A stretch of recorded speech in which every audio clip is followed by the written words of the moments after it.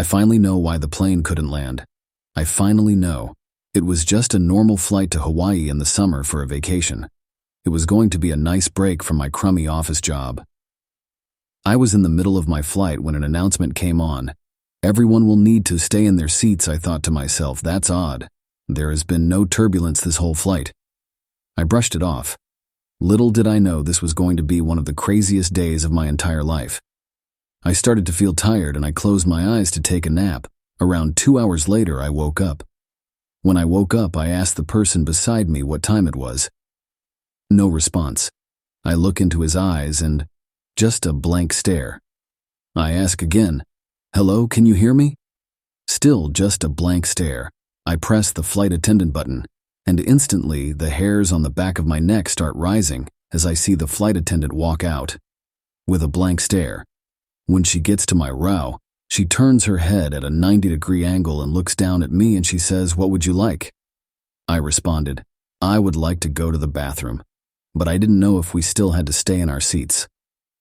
All she said was, "You stay in your seats until told otherwise." I finally remembered to ask for the time, but before I get to say anything, she walks away. Then I remember that we had a TV, and I try and turn it on, but it didn't work. Around 30 to 40 minutes pass. I wouldn't know because I don't know what time it is and I'm getting impatient to go to the bathroom.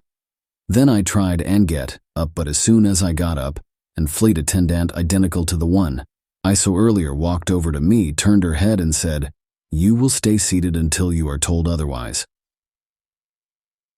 I waited around 10-ish minutes and try again to get up, but again she comes walking down the aisle and turns her head with red in her eyes and shouts, "You will stay seated until told otherwise."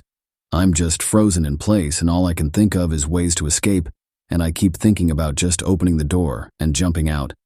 I'm going to do it, I think to myself. I get up and start running as quickly as I can and shove past the flight attendant.